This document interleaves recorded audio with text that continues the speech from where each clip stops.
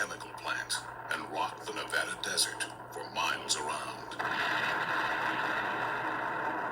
They're captured on tape by a TV technician on nearby Black Mountain. He begins taping when a fire rages out of control at the Pacific Engineering and Production Company, or PEPCON. As fire crews race to the scene, plant workers desperately fight the flames. The plant employees tried to fight this fire on their own for a while. They figured they could put it out. Well, it kept escalating on them. Paramedic Larry Sullivan is one of the first to respond. I'm thinking, oh my God, I knew what was in there. What is in there is a massive quantity of a highly potent component of rocket fuel used by NASA to send space shuttles into orbit. So when the first small explosion rocks the plant, fear spreads among the 73 workers inside. Among the employees is process engineer Dave Thayer. Of course, something like that happens, there'd be a lot of panic and unrest, and so everybody started to leave the building at that time. All the people in the plants didn't even get in their cars. They just ran through the desert. It turns out to be the smartest thing they can do.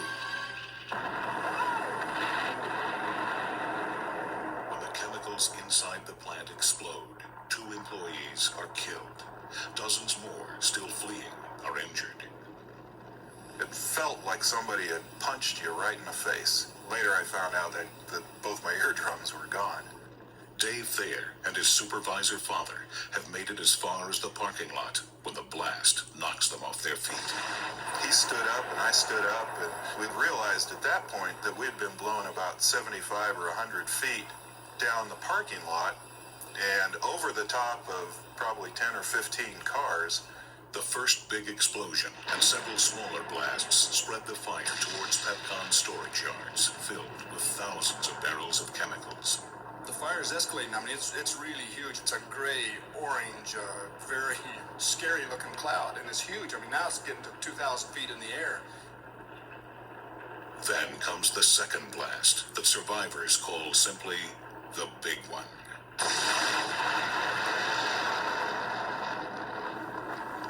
This thing was huge. It was awesome. You could see the shockwave coming across the ground at you. I put my head down, and the shockwave just rocked our truck.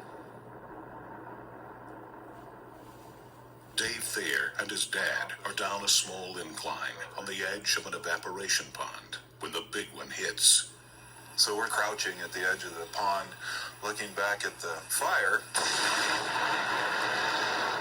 This time it knocked us about 25 feet out into the pond. The second explosion demolishes what's left of PEPCON and everything else within a quarter-mile radius.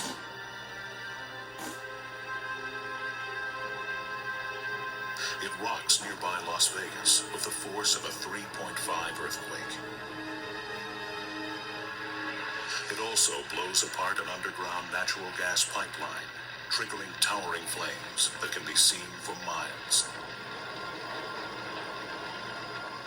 The blasts do more than $70 million worth of damage, destroying a neighboring plant and affecting more than 3,000 homes and businesses.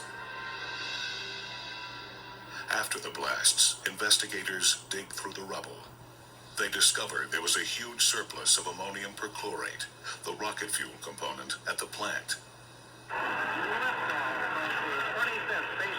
2 years earlier, NASA had put the space shuttle program on hold after a national tragedy.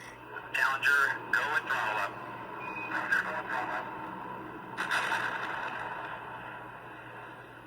Flight throttle, go ahead. RSO reports vehicle exploded.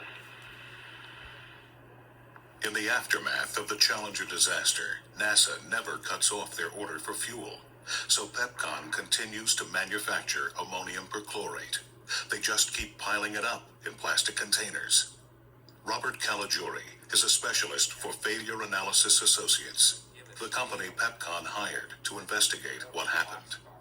On the day of the explosion, May 4th, 1988, there were on the order of 9 million pounds of ammonium perchlorate on the facility. 9 Normally, they would have no more than 2 or 3 million pounds. But what caused that fuel to detonate? PEPCON blames a gas leak in that underground pipeline. By itself, ammonium perchlorate is relatively stable. But if you mix ammonium perchlorate with a organic material or carbon-based material like natural gas, you make an explosive.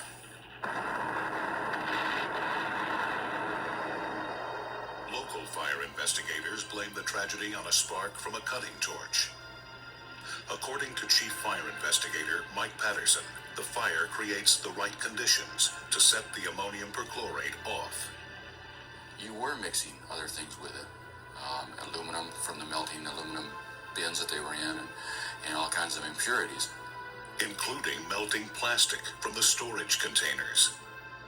In the end, PEPCON is fined for safety violations. PEPCON's gone now, moved to Utah, but the vivid memories of that day live on. Well, it looked like a war zone. Everything at that whole plant was either twisted, burned, destroyed, or flattened. The smoke and the debris just rolled up almost like an atomic bomb. In fact, a lot of people thought it was an atomic bomb explosion. They're still scared to this day.